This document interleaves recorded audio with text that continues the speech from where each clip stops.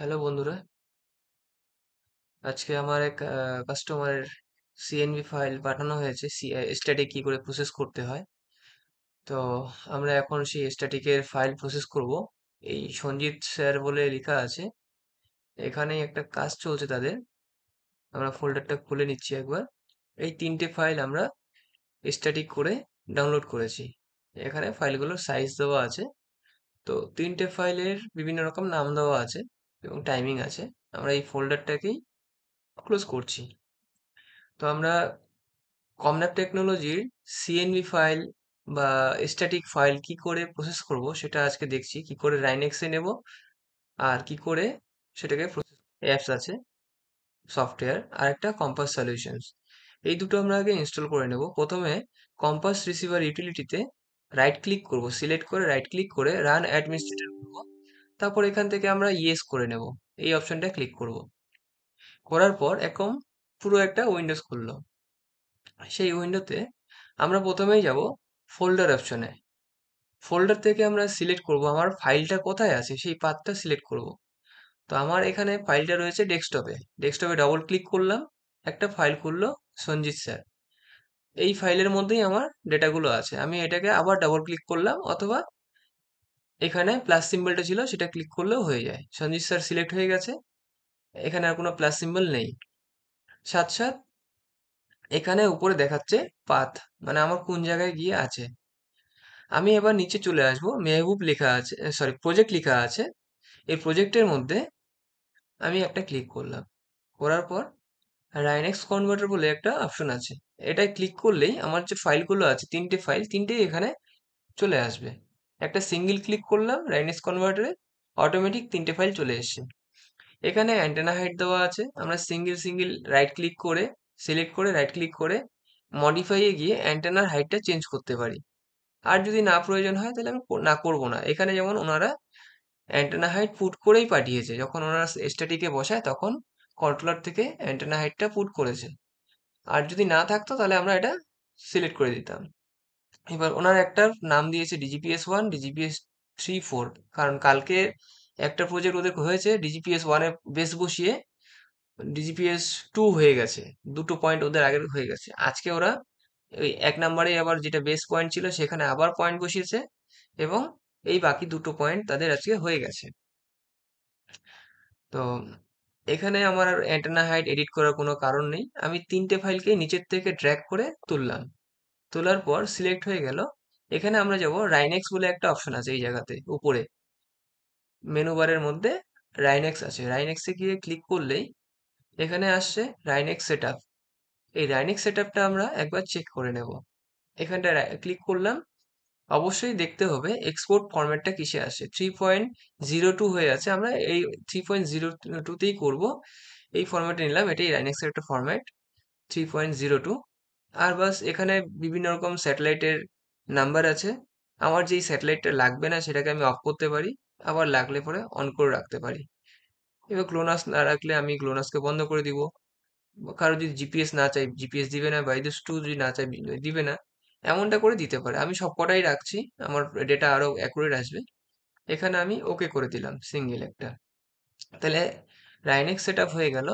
আবার রাইনেক্সে ঢুকবো, ঢুকে রাইনেক্স কনভার্ট টু রাইনেক্স, এটা তো সিএনভি ফরম্যাটে আছে, এটাকে কনভার্ট করে আমরা রাইনেক্স করে নেব। রাইনেক্স করলেই এখানে এফএমএরিস কন্টিনিউ হচ্ছে, তারপর অ্যাপোচে আসবে, অ্যাপোচ কতটা হচ্ছে। আমরা যারা স্ট্যাটিক সম্পর্কে জানি, অ্যাপোচ বলে একটা অপশন হয়, কত সেকেন্ডে কত পয়েন্ট নিচ্ছে সেটাকে একটা অ্যাপোচ বলে নাম আসে। আরো বিস্তারিত জানতে হলে যোগাযোগ করুন। এই সকল বিষয়ে আমরা পুরোপুরি শিখিয়ে দিই যখন আমাদের কাছ থেকে কেউ মেশিন পারচেজ করে। ফুল ট্রেনিং হয় এই বিষয়ের উপর।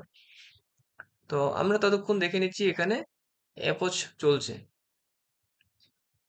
এটা কন্টিনিউ হয়ে কমপ্লিট হয়ে যাবে, তারপর নেক্সট পয়েন্টটা তৈরি হবে, তারপরে নেক্সট হবে, এভাবে একটার পর একটা পয়েন্ট আসবে।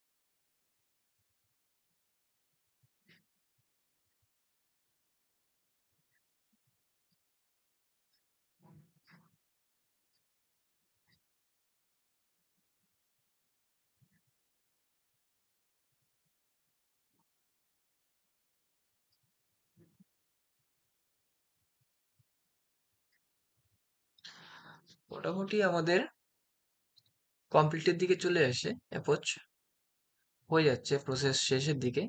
আমরা এবার এটাকে একটু মিনিমাইজ করে নিচ্ছি, এটা কমপ্লিট হয়ে যাক, আমরা মিনিমাইজ করে দেখি।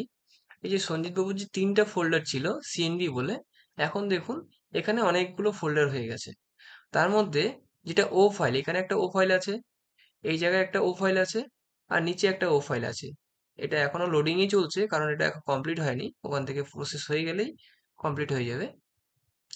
তো এখানে অনেকগুলো ফরম্যাটে চলে আসে, যেটা ও ফাইল সেটাই আমাদের রাইনেক্স ফাইল, বাকিগুলো আমাদের কাজে লাগবে না এখন।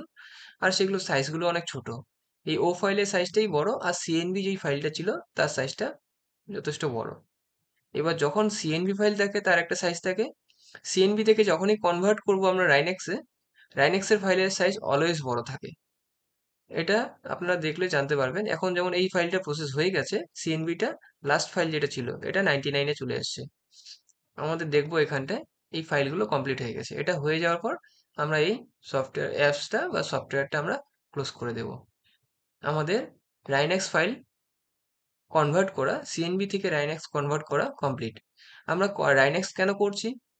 আমরা সিএনভি থেকেও প্রসেস করতে পারি, আমাদের সফটওয়্যারের থ্রুতে আমরা সিএনভি থেকেও প্রসেস করতে পারি, কিন্তু রাইনেক্স হচ্ছে ইউনিভার্সাল।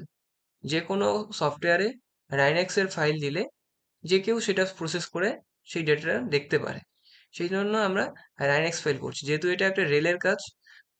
কোনো এমার্জেন্সি কাজের জন্য রেল এই ফাইলের কোঅর্ডিনেট চাইতেই পারে, যে এই সিএনভি ফাইল বা এর যে ফাইলটা সেটা আমাকে দিন, তখন আমরা এই রাইনেক্স ফাইলটাকেই প্রোভাইড করি, যাতে তিনি ফাইলটাকে নিয়ে কাজে লাগাতে পারে বা দেখতে পারে।